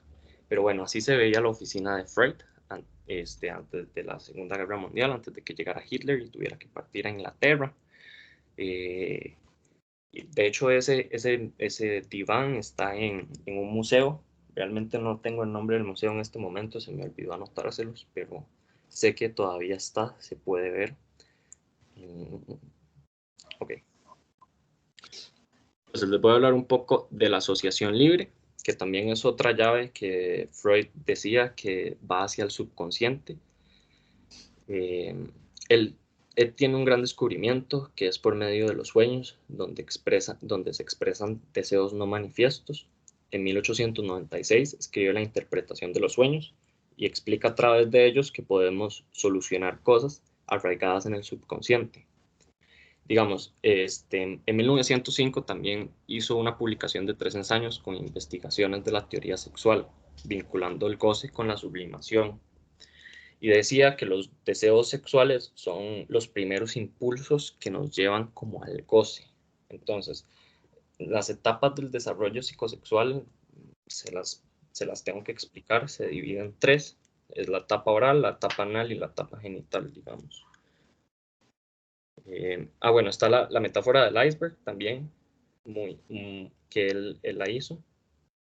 La mente consciente, el preconsciente, que sería igual que el subconsciente, pero si no me equivoco, ese término no existía o sea, no está bien dicho, digamos. Y está el inconsciente, que ya sería como la parte más profunda.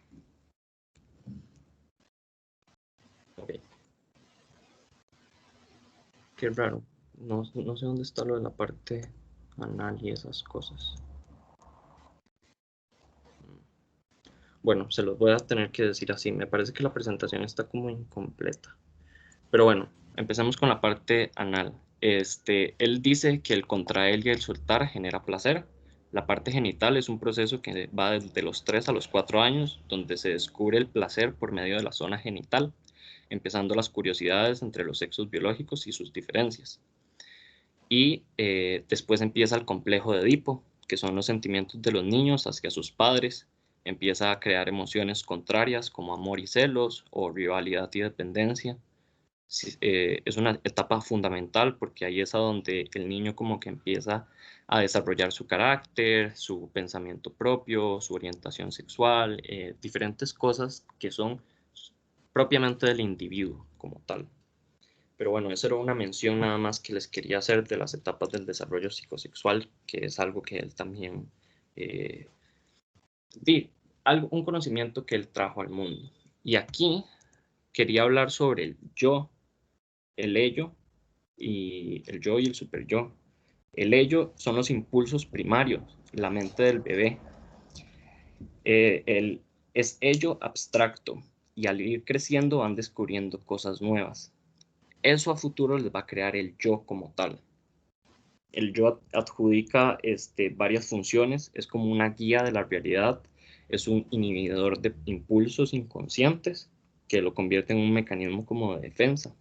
Y por último está el superyo, que es como la mirada de los padres hacia el niño. Por eso se dice que es el superyo, porque es algo que va más arriba del yo. Que nuestros padres son prácticamente lo que nos enseñan todos. O bueno, las figuras con las que nos criamos. Entre sus obras más destacadas, bueno, ya les he mencionado montones, pero digamos, estaría la observación directa, los recuerdos infantiles, las interpretaciones, la de los sueños también, y bueno, todas estas etapas de desarrollo psicosexual. Realmente, o sea, solamente les quería mencionar un poquito de Freud, porque yo sé que me parece que también hubo alguien que tuvo que exponer al respecto. Pero, sí, ya me fui right, perdón. Bueno, él mismo también creó el sentimiento oceánico, que es el nombre que le dio a la conexión sin límites de nosotros con el todo, con el uno. O sea, como un sentimiento de inmensidad y completitud con el mundo exterior. O sea, esa es como la definición exacta del sentimiento oceánico. Pero para resumir, es como cómo el humano se conecta con el todo, tanto por medio del arte, como por medio del pensamiento, por medio de la interpretación, por diferentes cosas. Y un tema que también es muy importante es el líbido.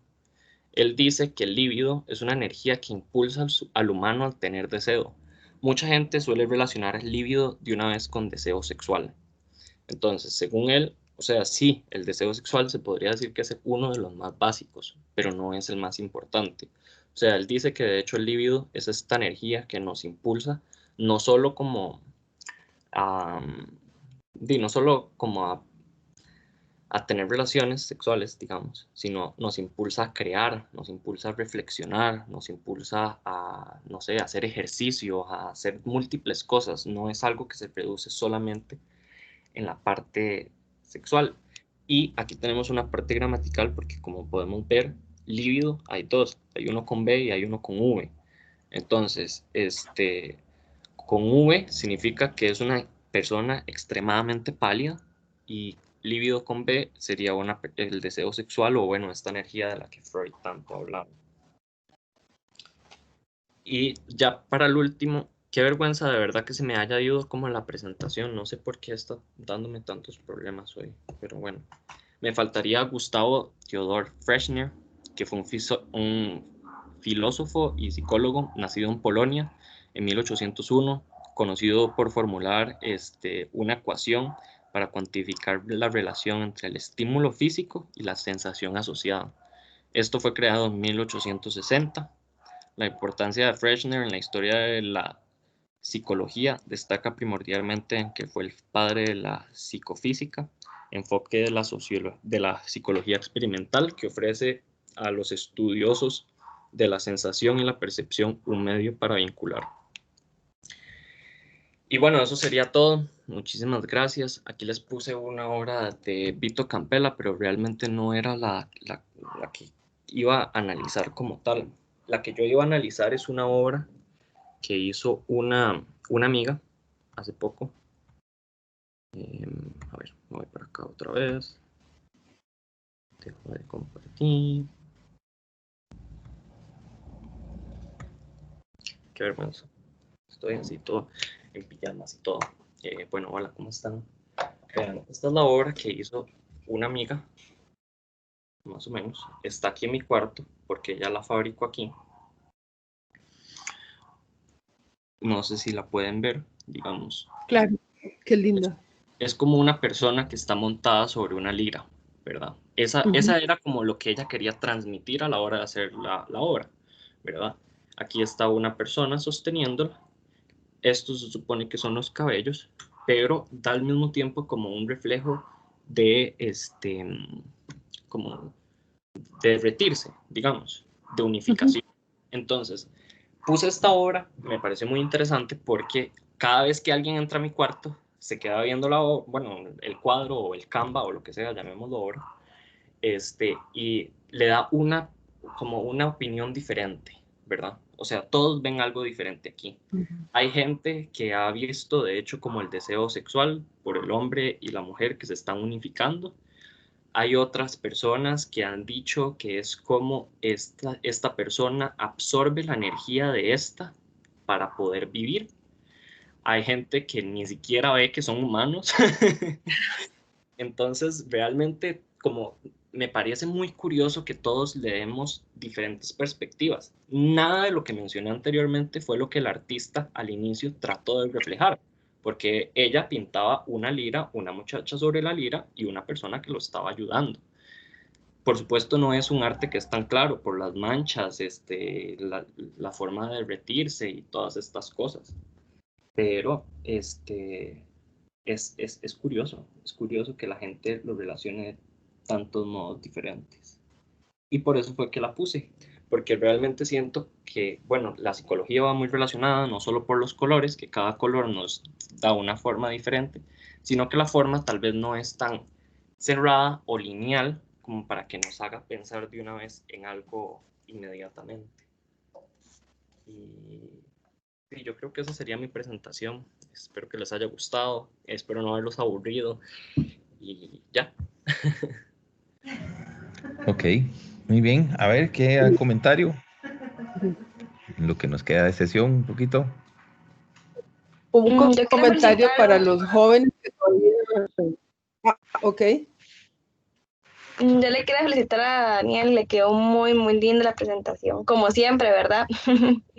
Me gustó mucho, fue muy informativa, de verdad, y me gustó bastante. Lo felicito. Muchísimas gracias. Realmente faltaron muchas cosas, o sea, la presentación tenía como 50 láminas y varias de esas no se vieron reflejadas. Entonces, más que todo, ustedes me escucharon hablar y siento que cuando uno habla tanto, no se capta tanto el mensaje. Y vieron muchas partes que se me perdieron, como siempre me da mucho nervio y siempre se me traba la lengua, pero son cosas como con lo que poco a poco vamos como trabajando. Qué dicha que te gustó. Doña Helen, vos me ibas a decir algo. Sí, quería hacer un desafío a ustedes que son jóvenes, por la sencilla razón de que hoy en día en nuestro país nosotros contamos con 22 colegios científicos, pero solo tenemos 2 colegios de arte o formadores de arte, que es el Castella, y ahorita se me acaba de ir el nombre, por la sencilla razón de que es muy importante lo que Daniel acotaba en su presentación acerca del desarrollo de la niñez. Todas las habilidades se desarrollan precisamente en la niñez. Quizás muchos de ustedes sí tuvieron la oportunidad de estar en colegios Montessori o con el método Montessori o ojalá hayan podido también estar en el colegio Castelia, que ese fue siempre mi sueño, pero no estaba de acuerdo a las pretensiones de mis padres. Entonces sí es muy importante porque Daniel estaba indicando acerca de la importancia de la intuición, la inspiración y la imaginación. Y relacionando esto con la primera charla que nos dio el profesor sobre Barnes, cómo la persona tiene que exponerse al arte, la mejor etapa que pueden ustedes hacer es precisamente exponerse desde niños. Me llama mucho la atención y eso es una bendición, eso es una retroalimentación muy rica. Creo que es Indiana, ¿verdad? La que siempre está con la niña. Es Indiana. O me disculpan ajá, Sí, es eso es Indiana. muy Ajá. importante porque así la niña se va involucrando. Los sentidos se tienen que educar, como nos decía el profesor, se tienen que alfabetizar. Entonces, muy, muy bonita, me gustó muchísimo, la disfruté mucho, así es que a todos aquellos que algún día van a ser padres y los que son, pues desarrollemos esto desde niños, ¿verdad? Esto es un taller experimental. Gracias, Daniel. No, hombre, muchísimas gracias a usted, doña Helen. Siempre tienen comentarios tan lindos y me ha ayudado en todo. Ayer la semana pasada tuve un examen, no me pude presentar. Realmente esta presentación debió haber estado lista desde hace 2 semanas. Les pido perdón, me atrasé. La primera semana tuve una conexión fatal del internet, o sea, fatal. Y el examen de ayer era precisamente a la misma hora, entonces, y no sé, como que todo se complicó, pero bueno, ya logramos salir de esto. Y yo no sabía tampoco que hoy era la última clase, o sea, me da como mucho pesar, porque realmente, a pesar de que, como se los mencionaba ahora, no sé, la presentación fue, el curso fue este año prácticamente que todo virtual. Siento que como que nos unimos mucho, nos conocimos un poco, vimos diferentes perspectivas, aprendimos montones de todos. Y realmente yo he disfrutado de estas clases montones, o sea, montones de las dos. Puedo decir que las clases del profesor Esteban son de mis favoritas, se aprende demasiado y, o sea, no sé, los alumnos son los que hacen como, o sea, no quiero decir que el profe no, por supuesto que sí, pero los alumnos le agregan como más el hecho de poder compartir y poder entender eh, y reflejar lo que entendimos, no sé, es algo realmente muy grato. Me encantaría verlos también para lo de Picasso. Ok, sí, muy bien. Un comentario breve, pequeñito, o sea, al final para realmente como tener esa, digamos, como plena conciencia de que todas estas teorías funcionan, todas tienen algo tremendamente positivo, también van a tener, como lo he estado planteando en la sesión de hoy, muchos vicios. Entonces, una de las características de las teorías de al finales del siglo XX y los principios del XXI justo está precisamente en una pluralidad metodológica. Yo creo que es un poco un afán ya que no se persigue y es como esa limpieza, ¿verdad? De tener así un trabajo como tremendamente escéptico, escéptico no, aséptico, digamos como de trabajo de laboratorio, sino que más bien no, hay una posibilidad de utilizar muchos métodos, ¿verdad? Muchas visiones a la hora de realizar un análisis. Lo que sí tenemos que considerar es que hay teorías que generan, digamos, como cierta contradicción entre sí. Y ahí es donde tenemos que estar muy conscientes desde dónde es que estamos hablando, qué es lo que queremos utilizar, porque podríamos caer en un conflicto metodológico. Vean que algunas teorías ponen énfasis en la obra de arte y se centran ahí, a hablar de los elementos meramente formales, del color, de la composición, ¿verdad? Del tema, de los signos, de los símbolos, etcétera. Otros van a hacer más bien una lectura más del colectivo, entonces del contexto, un poco histórico, un poco sociológico. Otros van a hacer referencia a partir de quien mira, ¿verdad? Más bien el análisis está desde el punto de vista de la percepción. En otros casos va a ser más bien, por ejemplo, como el que nos estaba planteando Daniel hoy, más desde la figura de quien produce, ¿verdad? Y entonces un poco como cómo nos educamos en arte, pero también haciendo un análisis más, diríamos, pienso, ¿verdad? Como de corte biográfico, entender como la psicología del artista para ver un poco qué es lo que quería proyectar. Y bueno, y un montón de etcéteras más, porque en realidad creo que así es como hay que hay que analizarlo. Ya les planteaba ahora hace un rato en la sesión, bueno, que en realidad este tema de las teorías no se agota. En realidad, un poco lo que vamos a seguir con la intención es de darle continuidad. Yo les decía, bueno, o para bien o para mal, no lo sé. Bueno, ya Daniel hizo un comentario y espero yo que sea para bien. Es muy probable que nos veamos en apreciación 2, ¿verdad? En el otro año, si ustedes lo tienen a bien y pueden realmente matricular. Entonces, la idea es darle seguimiento. Hay una serie digamos, de trabajos y de clases que vamos a tener en donde vamos a profundizar lo que ya de por sí hemos estado trabajando hasta ahora y va cada vez ir conociendo otras, digamos, otras alternativas. En realidad, para cerrar, vamos a quedar entonces con la idea de que vamos a sacar la mañana del sábado 21, ¿verdad? Entonces, de este mes, el museo abre puertas a las 9:15. Entonces, creo que tal vez sería oportuno, pienso que vernos ahí. Yo sé que es un poco raro decirlo de esa forma, ¿verdad? Porque al final eso de la hora tica no, como que no tiene mucho sentido, pero entonces digamos entre 9:15 y no más de 9:30, digamos, para realmente vernos ingresar al espacio a las 9:30, yo les voy a pasar, permítame un segundito.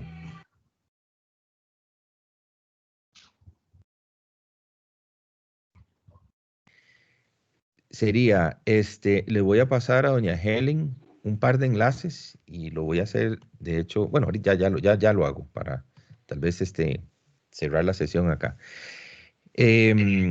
Una página que sería... Ajá. La luz. ¿Cómo? Me dice Helen que se le fue la luz. Ah, ok. Sí, bueno, si no, se lo mando incluso a usted, Indiana, para que lo comparta entonces en el chat de ustedes. Donde les voy a pasar una página que es todo del Museo del Banco Central, ¿verdad? Entonces, donde hay una página, unos pequeños párrafos ahí, por lo menos para leer de qué se trata la exposición, y les voy a pasar el enlace donde hay que ingresar para poder hacer la compra de las entradas. Lo primero que tienen que hacer es seleccionar el día. Entonces van a poner, ahí aparece como un espacio de calendario, marcan donde dice sábado 21 y automáticamente les dice, ahí los va llevando como, pero si no marcan ahí no pasa nada, ¿verdad? Ustedes marcan y dicen, bueno, ¿cuántas personas van a ir? Obviamente ustedes marcan su entrada. Entonces, bueno, es una persona, soy estudiante, y ahí vienen después ya las posibilidades de pago, que es o con una tarjeta de débito o con una tarjeta de crédito. Y listo, ¿verdad? Entonces, cualquier cosa igual nos podemos hablar, ya sea o a través de los canales de comunicación, y nada más como para ponernos de acuerdo, pero en realidad estaríamos dejando en firme entonces la sesión a las 9:30 el sábado 21, ¿verdad? Voy a dejar de grabar para que ya esto se detenga y ahora les comparto el